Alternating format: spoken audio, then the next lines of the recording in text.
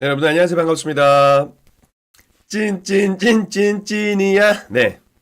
여러분들의 출근길 주식을 책임지고 있는 진짜 주식의 전태진입니다. 반갑습니다. 자, 벌써 또 새로운 한 주의 시작입니다. 제가 항상 말씀드리지만 제 방송은 항상 월요일부터 금요일까지 아침 7시부터 7시 반까지 여러분들과 함께하고 있죠. 그래서 매일매일 뭐 비슷한 내용이 나온다 하더라도 업데이트 해드리고 팔로우 해드리니까 계속해서 공부하시면 여러분들 계좌를 빨갛게 만드시는, 물들이시는데 굉장히 도움이 될 거라고 생각을 합니다. 네, 11월 오늘 첫 거래일 여러분들 파이팅입니다. 네, 박성철님, 마리텔님, 미드코님, 서윤님, 라인님, 브레이브라이스님, 이 친구자나님, 지니투님 반갑습니다. 좋은 아침입니다. 자, 오늘은 살짝 조금 늦게 출발했기 때문에 조금 빠르게 진행을 한번 해보도록 하겠습니다. 아시겠죠? 자, 오늘도 되게 유익한 내용들 많이 준비해 놨으니까 빠리빠리 좀 보도록 할게요. 일단 미증시를 잠깐 보도록 하겠습니다. 네, SH님, 손재범님 파이팅입니다. 네, 일단 미증시를 보게 되면 강보합 상승 마감을 했습니다. 3대주 상승 마감을 했고 PB진맵을 보신다 하더라도 뭐 엔비디아 약보합권, 아마존하고 테슬라가 좀 강하게 올라와주고 있는 모습들을 보여줬습니다. 자, 볼까요? 일단은 미국 증시가 3대 지수가 상승 마감을 했습니다. 상승 마감을 했고, 일단은 아마존의 어떤 호실적, 탄탄한 실적이 기술주들의 어떤 긍정적인 낙관론을 좀 끌어오르면서 증시를 좀 강하게 올렸다라고 보시면 좋을 것 같아요. 아마존 같은 경우는 장 마감 후에 3분기 매출을 발표를 했죠. 실적 발표를 했는데 3분기 매출이 1,800억, 801억 7천만 달러, 그리고 EPS가 1.95달러를 기록했다라고 밝혔습니다. 모두 예상치를 웃돈 수치가 나오게 되면서 강하게 10% 가까이 상승을 보여주고 있는 모습들이고요. 애플도 실적 발표가 있었어요. 애플도 3분기 매출이 1,024억 7천만 달러, EPS 1.85달러로 모두 예상치를 이제 상회했습니다. 다만 애플 같은 경우는 그러니까 중국이죠. 중화권 매출이 실망스러웠다라는 점이 조금 이 점이 부각되다 보니까 장중에 강보합 수준에 있었던 주가들이 장 막판에 약보합을 보이면서 마감했다라고 보시면 좋을 것 같습니다. 그러면서 어찌됐건 지수는 좀 강하게 올라와줬고 뭐 넷플릭스, 테슬라, 오라클, 팔란티어 이런 종목들이 좀 강하게 나왔다라는 겁니다. 일단 지수가 상승 마감했지만 뭔가 조금은 아쉬운 부분인데 그 아쉬운 부분들이 왜 그러냐면 연준, 지난번에 파월 의장이 매파적 발언을 했잖아요. 그리고 나서 연준 인사들이 좀 계속해서 비둘기파적인 내용들보다는 매파적인 이야기들을 좀 많이 하고 있다라는 부분. 물론 매파적인 발언을 한다라고 해서 시장의 어떤 투심이 위축되거나 혹은 상승에 대한 기운이 하락으로 꺾인다라고 보진 않습니다만 그래도 보면은 주말간에 뭐 이제 투표권이 없는 인사가 매파적인 발언을 했어요. 이거 좀 기분이 좀 나쁘긴 합니다. 투표권도 없는데 굳이 그쵸? 네, 그래서 미증시는 간단하게 이렇게 좀 정리를 하도록 하고요. 뭐 그럼에도 불구하고 미증시는 괜찮을 거다 이렇게 말씀을 좀 드려보도록 하겠습니다. 자, 일단 방송 이제 이슈하고 일정에 대한 부분들을 말씀드리기 앞서서요.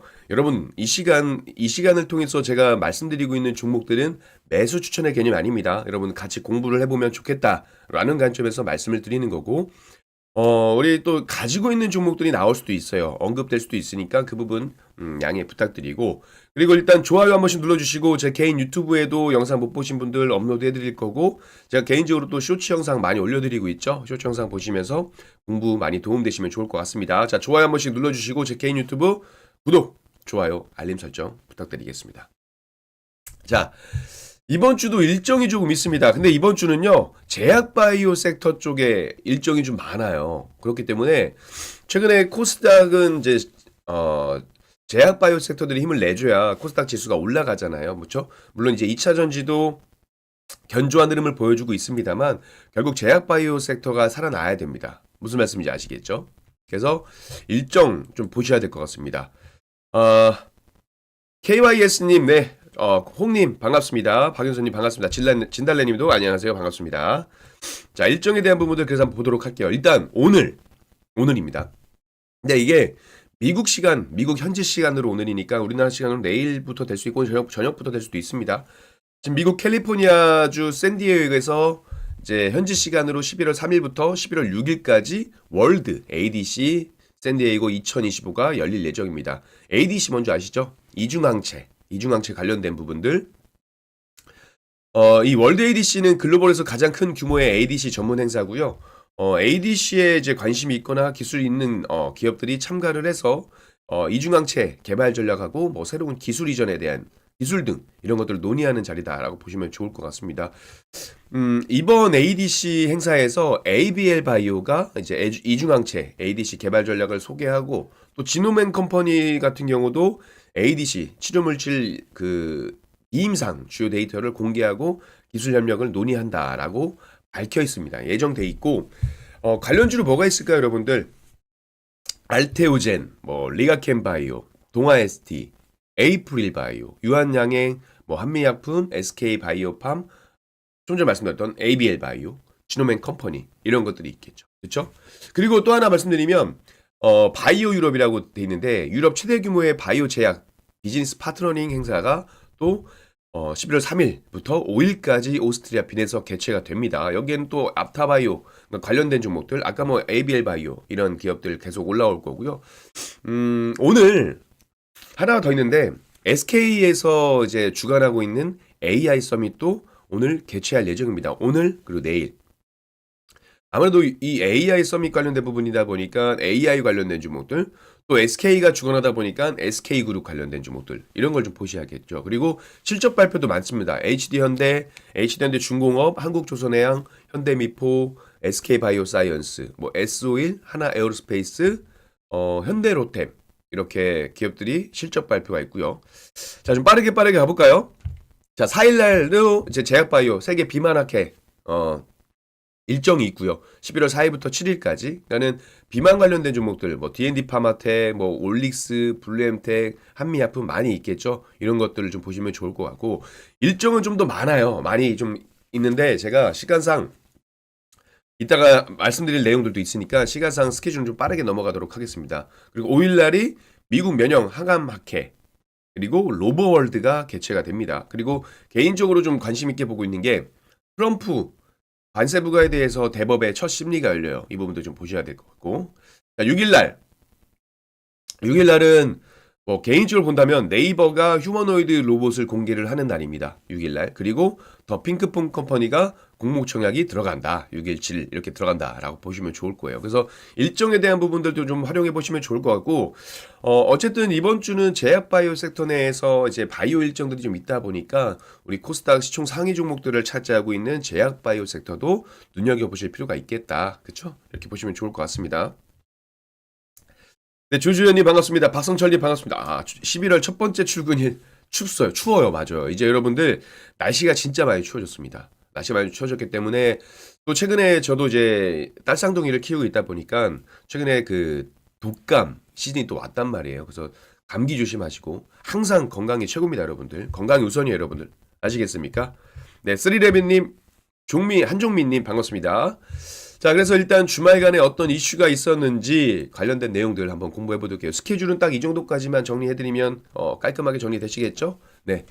자, 첫 번째 이슈. 결국 한미, 미중 정상회담 마무리가 되고 이제 여기서 한중 정상회담까지가 이어졌죠.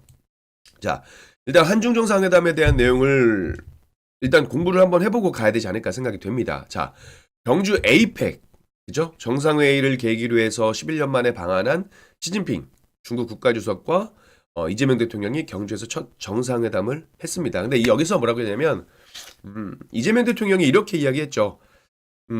양국 관계에 대해서 이사를 갈 수 없는 중요하고 가까운 이웃이다. 그래서 때려야 뗄 수 없는 협력 동반자라고 말한 것을 떠올리면서 양국이 이제 그 사회제도라든지 이데올로기 차이를 넘어서 오랜 시간 교류를 하고 신뢰를 쌓아왔다.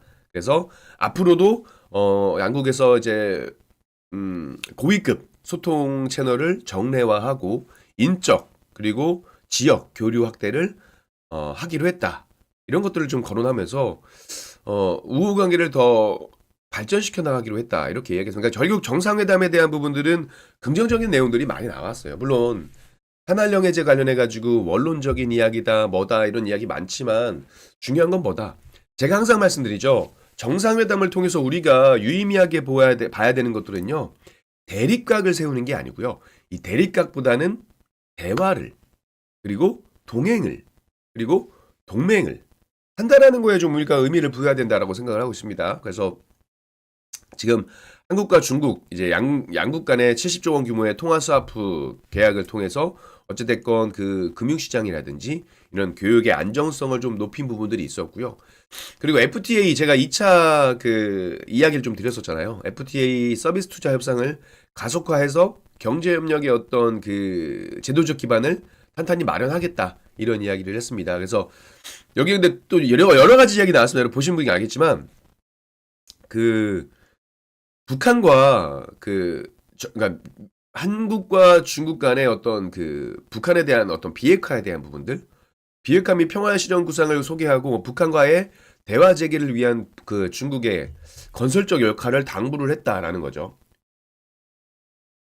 네, 이에 대해서 시주석도 한반도 뭐 문제 해결 그리고 평화 안정을 위해서 노력을 지속해야 된다라고 화답을 했습니다. 근데 이 이야기를 가지고 북한이 한중 정상회담에서 한반도 비핵화를 의제로 그 협의했다는 발표에 대해서 원색적인 비난했어요. 개꿈이라고 이야기했습니다.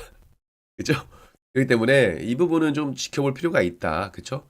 그리고 정상회담을 통해서 이제 한한령 해제 기대감이 좀 나왔었는데, 물론 이제 퍼포먼스가 나오긴 했습니다. 시진핑 국가주석이 한국 가수들의 그 중국 공연을 긍정적으로 언급한 것으로 알려져 있죠. 그래서 뭐 왕이 부장을 불러가지고 뭐 직접 지시하는 장면도 연출됐다라고 하는데, 정치권에서는 이 이야기를 두고 뭐 긍정의 메시지든 부정의 메시지를 하고 있습니다. 근데 중요한 건 뭐다? 어찌됐건 고위급 채널 강화에 대한 이야기가 있었고, 그쵸? 그렇기 때문에 한한령 해제 기대감은 좀 관심을 가지고 보실 필요가 있다. 아마 오늘 하게 되면은 아무래도 그 엔터주들 공연에 대한 이야기가 나왔으니까 엔터주들의 어떤 강세가 조금 변동성이 나와줄 수 있지 않을까 이렇게 생각이 좀 되고 있으니까 가지고 계신 분들은 좀 그 부분 활용하셔서 체크하시면 좋다 이렇게 말씀드려보도록 하겠습니다. 자, 두 번째, 세 번째, 네 번째는 반도체에 관련된 이야기입니다. 아무래도 반도체 이야기를 좀 많이 드려야 될 것 같아요. 왜? 코스피가 4,100선을 넘어서면서 상승장을 이어나가고 있고요. 그쵸? 그 중심은 바로 반도체이기 때문입니다. 그쵸? 참고로 삼성전자 가지고 있습니다. 제가 매번 언급할 때 이야기를 좀 해드리고 있죠. 근데 삼성전자, 그러니까 반도체 이야기를 할 때, 우리나라 지수 이야기를 할 때 삼성전자, SK하이닉스를 빼놓고 이야기할 수 없기 때문에 계속 종목 말씀드리면서 갖고 있다라고 말씀드립니다. 자, 일단은 큰 형님들이죠. 반도체 삼전닉스, 코스피 상승세 견인이 좀 계속되고 있고, 외국인과 개인 투자자의 어떤 그 두 종목에 대한 투자 패턴이 좀 달라요. 그쵸? 11월 1일 한국거래소에 따르면 지난 한 달 동안 개인 투자자가 코스피 시장에서 가장 많이 순매수한 종목이 SK하이닉스로 밝혀졌습니다. 3조 290억 원을 순매수한 것으로 집계됐어요. 그러니까 같은 기간 동안 개인 투자자가 코스피 순매수 상위 2위에서 12종목, 뭐 하나에어로스페이스, 뭐 네이버, SK텔레콤 이런 순매수 금액을 모두 합한 것보다 많은 규모입니다. SK하이닉스가. 그쵸? 반면에 이제 같은 기간 동안 외국인이 삼성전자를 5조, 그쵸? 5조 2,370억 정도로 규모를 가장 많이 순매수했어요. 개인 투자자는 많이 매도를 했습니다. 순매도한 종목이에요. 자, 주한이님 주식하고 관계없는 헛소리? 이게 왜 주식하고 관계가 없죠? 주한이님은 공부를 좀 더 하셔야 될 것 같아요. 왜 이게 주식하고 관계가 없을까? 한중 정상회담이 왜 주식하고 관계가 없죠? 한한령 관련된 종목들이 움직일 텐데 지금이 외인이 삼성전자 사고 개인이 SK하이닉스 사는 게 왜 주식하고 관계가 없는 이야기죠? 그쵸? 돈 버시기 힘드실 것 같은데. 자, 개인하고 외국인의 투자 패턴이 다르다는 게 중요한 게 아니에요, 여러분들. 왜 다를 수밖에 없냐면요. 외국인 같은 경우는 이미 SK하이닉스를 수익을 많이 하고 그리고 나서 최근에 움직이기 시작한 삼성전자를 중심으로 매수를 했다는 이야기가 되는 거고요.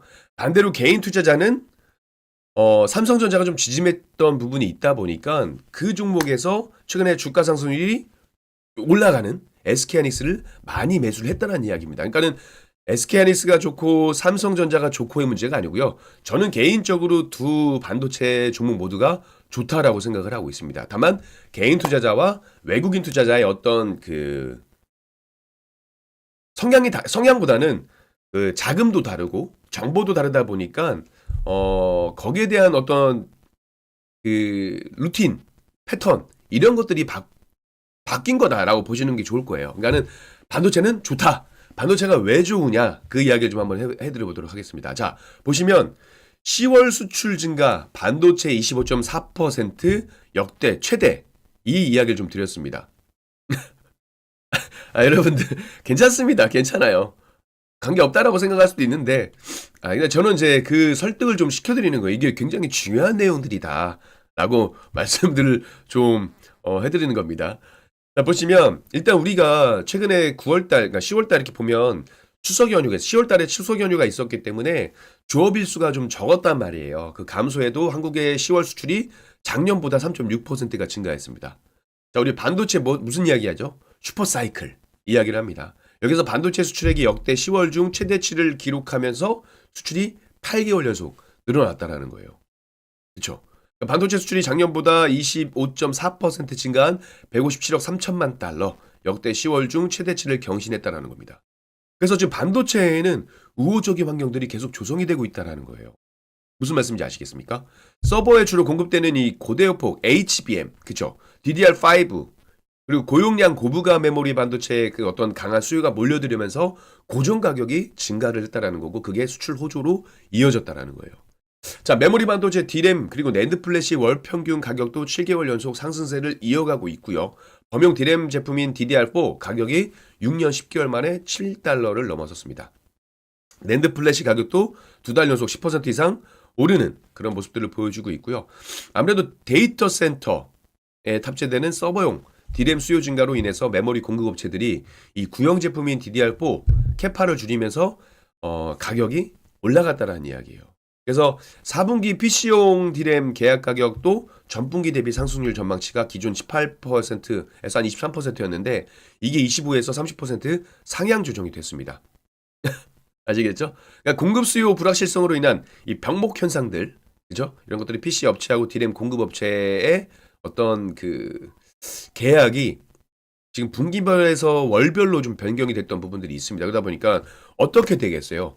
삼성전자가 됐던 SK하이닉스가 됐던 메모리 반도체 회사들의 실적이 올라갈 수밖에 없다라는 겁니다. 왜? 이런 것들로 인해서 이제 이런 지금 현상이 11월까지 올라갈 거고요. D램 가격 상승에 따라서 어떤 기업이 좋아지겠습니까? 삼성전자, SK하이닉스 그리고 메모리 반도체 회사들의 실적도 올라갈 거란 이야기입니다. 그렇죠? 최근에 메모리 3사가 고객사의 가격 인상을 요구하고 있는 것으로 알려졌습니다. 근데 큰 폭의 가격 인상이에요. SK하이닉스가 이전 분기보다 지금 20에서 25% 인상된 가격으로 합의를 했고요. 삼성전자도 11월, 12월 그리고 분기별 계약에서 최대 40% 인상을 추진 중입니다. 그렇죠? 그렇기 때문에 우호적인 환경이 조성되고 있다라는 겁니다. 제가 주식 이거 댓글에 신경 쓰는 게 아니에요, 진진이님.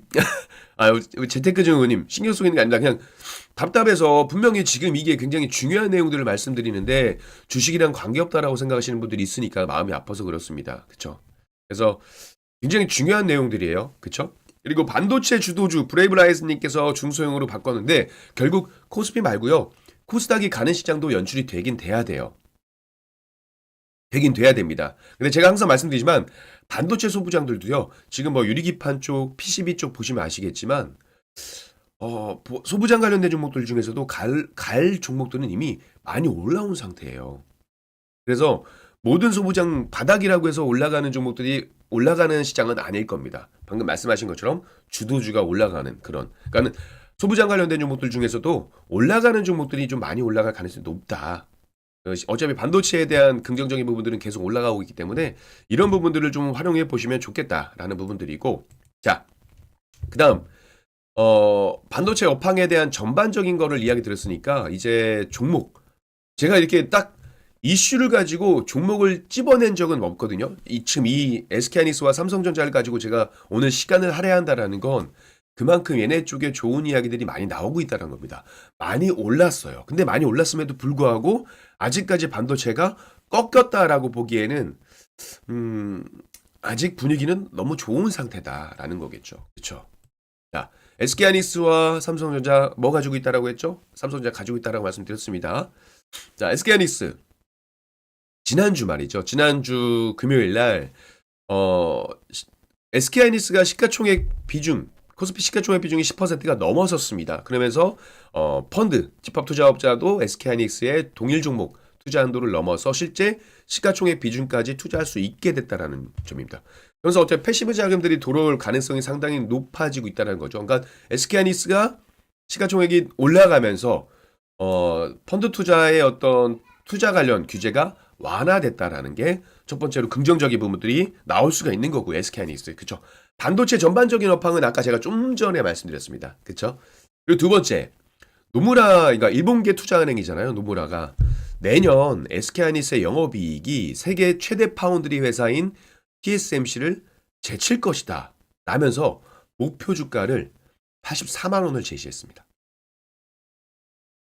이제 메모리 반도체 영업이익률이 과거 슈퍼사이클의 어떤 정점 수준을 넘어서고 있는 부분들이 있죠. 그렇죠? 그러면서 HBM 수익성도 확보할 수 있다라는 게 노무라가 SK하이닉스의 그 목표가를 상향한 근거예요. 이유예요.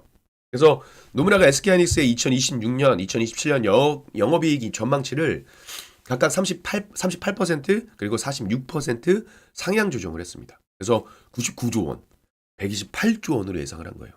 이를 바탕으로 해서 우리가 12개월 선행주가 순자산 비율을 3배 적용하면 목표가를 54만 원이었던 게 84만 원으로 상향 조정되는 겁니다.